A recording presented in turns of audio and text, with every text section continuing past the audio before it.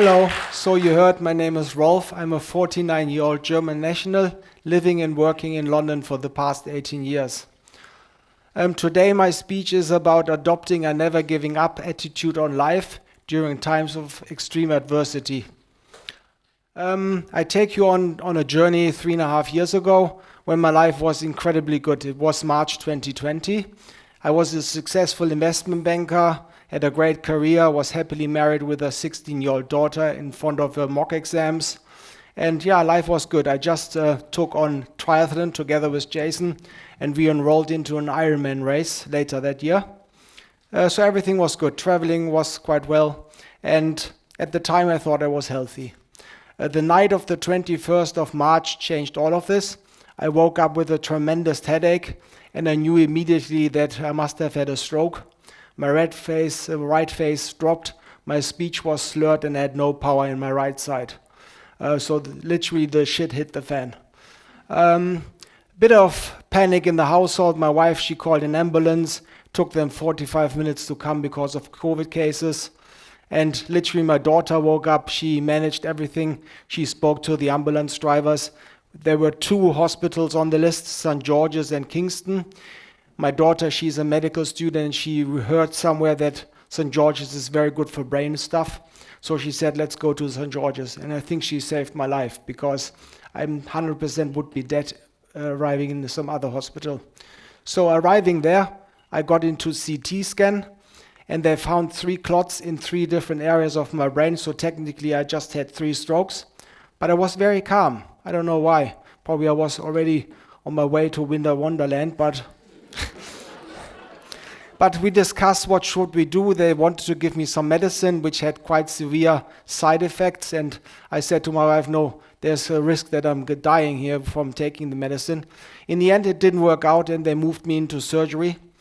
Then a big bang. I had a 4th stroke while in surgery. And I call it the mother lode of all the strokes because it caused the most damage. And to get to the clot, the surgeon had to make a split decision to either paralyze me completely, he did it half, but at least not full, or to take memory capacity away. He went fortunately for the latter, and that's why I'm holding a card, because I'm no longer Einstein. So you might ask, well, the second surgery didn't go that well because I didn't woke up. And my wife, she waited for 11 hours upstairs without any information. Must have been a quite tremendous long wait. Finally, someone came up to her and said, yeah, your husband didn't wake up, so we put him into an induced coma. I stayed in that coma for 3.5 weeks. And you now might ask, what went wrong with him? He's generally quite healthy. What caused 4 strokes? I went to an Ironman training camp, and I did an overly aggressive head move while sprinting butterfly. And I dissected both of my carotid arteries from the inside. It was quite painful, but I thought like, okay, this is just another muscle spasm. I was quite a competitive swimmer, and I thought, okay, nothing bad could happen. So I swam another 20 kilometers, cycled 100 of kilometers, and ran quite a bit, and had quite a lot of pain. After a week, I flew back to London, and the pain got worse and worse. And I went to a doctor. She said, you have muscle spasm. Go home, take 2 ibuprofen, you will be right. I said, you are quite funny. I'm already taking 12 codeine tablets. So I doubt that 2 ibuprofen would help me. Yeah, that was that. I was so intubated on a breathing ventilator, quite a sad view. It got worse.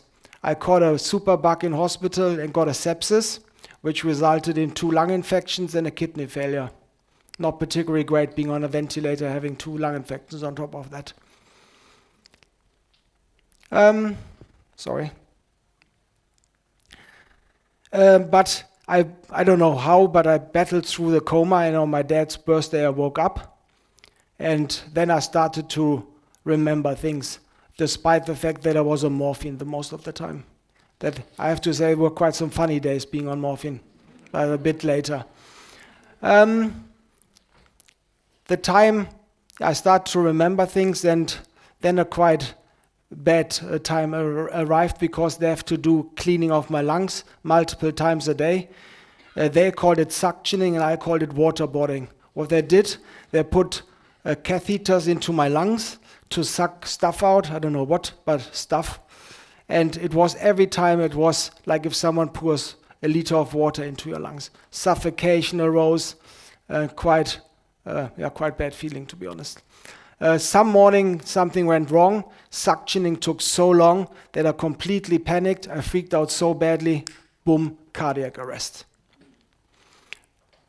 They then moved me into surgery to change my trachea. It's a breathing vent. But I recovered quite well from it. And my time at the ICU came to an end. I lost 19 kilos, still wearing my nose feed. And I was left-sided upper body was paralyzed. So no function at all. Quite a bit of pain because I think they dislocated my shoulder, turning me around to my stomach while on a breathing ventilator. Then they moved me to a more normal ward. I tell you what a normal ward looks like. I was bed 19 out of 20 in one room. And everyone was on some kind of a beeping machine. There was no rest at all. And if something not beeped, the nurses came in and measured your blood pressure and temperature. Happens like 6 times a night for another 2 weeks roughly. Then I had a chance to talk to the doctor, and I said to him, first of all, I was able to talk, so 1-0 for me, because this guy wrote me off. And I said, okay, leave out the bad things, tell me the truth. What do you think? What is wrong with me? And he said, Rolf, you are very, very ill. I don't think you will ever return back to work and you will remain a lifelong nurse case. Not the great message, I would say. Didn't like him.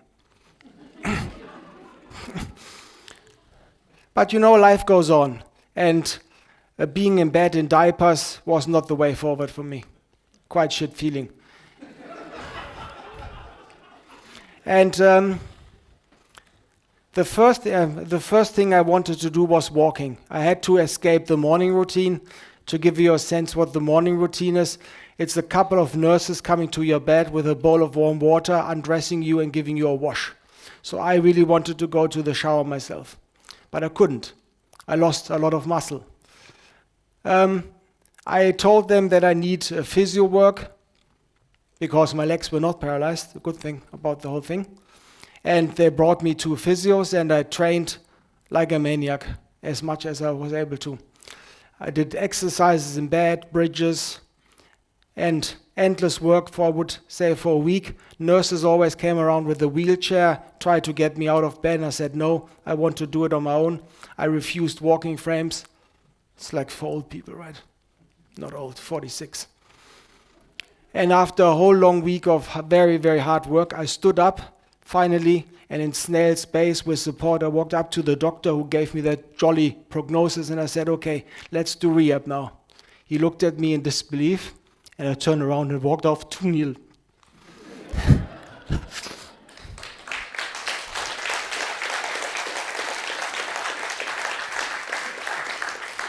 Then the really hard work started because I was finally coming to the stroke ward. Got a big upgrade, 6 people in a room, and much more silent, but still quite loud in the night. Porters coming in, moving people around. And the really hard work began. I have a really packed schedule of rehab work, vocational therapy, physio, which I like most because I was best at that. And for the first time I had to talk to a psychologist. We didn't really bonded. I don't know, chemistry just didn't work out. Didn't work out with the second one either. But the third one was really good. So she helped me a lot. And then that was the life on the ward. You remember I was talking to you about the nose feed. I hadn't had any food for 9.5 weeks and I was really starving. In ICU, I didn't like hoses because of the suctioning and I pulled the nose feed out in the night a few times and the personnel became a bit annoyed with me. But then he had to rush the queue and I pulled the nose feed out again and I said, okay, I need food. The dietitian came and she was very apologetic because I was a vegan at the time. And I was thinking like, honey, I hadn't had any food for 9.5 weeks. I'd really give a damn about vegan or not. I could have really inhaled a fillet steak that time. The problem is I didn't know how to chew. I forgot everything. So I had to learn chewing. So the next 2 weeks was 1 Weetabix in water. That was my breakfast. At some point I learned how to swallow, but the kitchen personnel didn't know that, and she came up with Weetabix with water, and I said, no, I want toast. Yeah, no, you're not allowed to have toast. I said, of course I am. The sign behind me says so. I wasn't told. Big argument. I got really grumpy, and Jason knows how I am if I'm grumpy.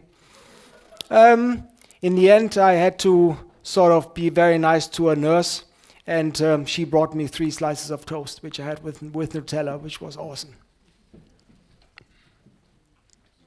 The problem on the stroke ward, I timed the whole saga very badly because I was admitted to hospital on the 21st of March, and as you all know, 2 days later the nation went in lockdown, so I had 3 months no visitors.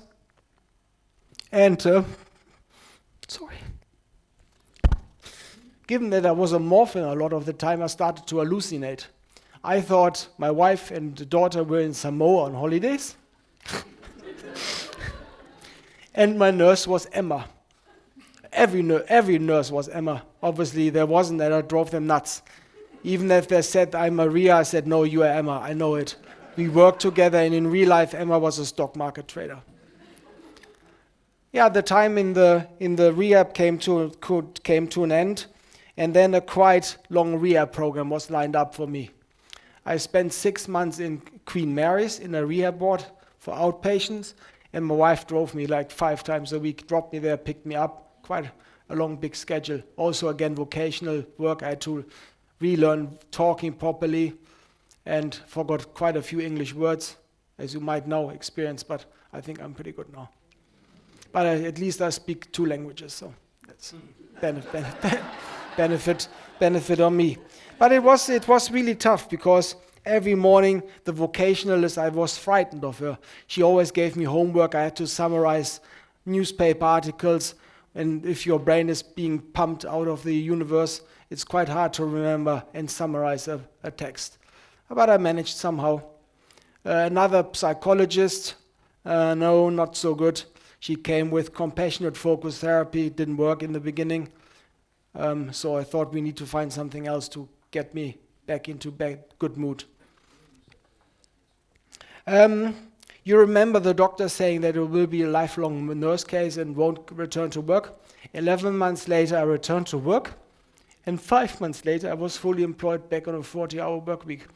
And 12 months later, on the day of my incident, I ran the half marathon in Hampton Court Palace.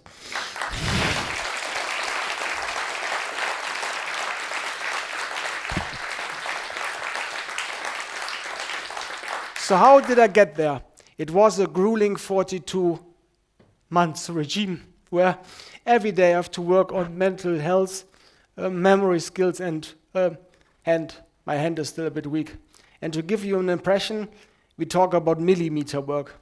Every millimeter counts. Friends are asking, how do you get the motivation from? And I said, in the end, you see these results that you're getting better and better.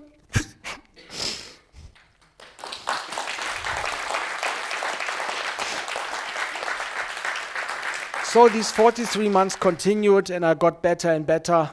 And after a time, I think I had a more normal life. Personality-wise, I changed. At the beginning, I couldn't understand sarcasm and cynicism. But I've watched Friends, 11 seasons, 3 times over. Chandler being such a sarcastic guy. Sadly, he passed away 2 weeks ago, but he did a lot of good things for me. So.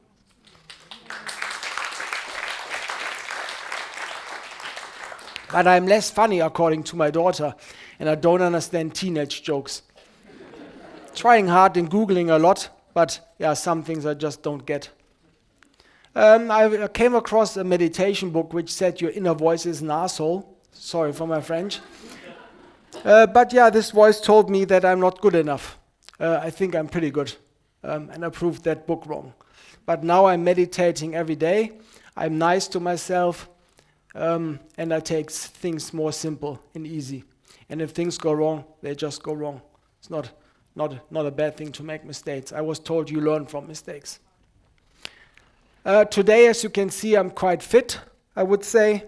I teamed up with a charity to run the London Marathon next year, and I raised £15,000 already to really support people who are not in a lucky position to have such a supportive partner and don't have the financial means to pay for therapy, because the insurance companies do very little. I was in the fortunate financial situation and paid £80,000 for stem cells transfusions, which did a great job, and I combined it with lots of other therapies which really did wonder work, I would say. But I really want to leave you with something. If you face adversity, stay calm, let it sink in, take one step at a time, and be grateful for the small things in life. To come back to my speech, strapline, boy, perseverance and discipline moves mountains. I think I'm the living proof of it. Thank you.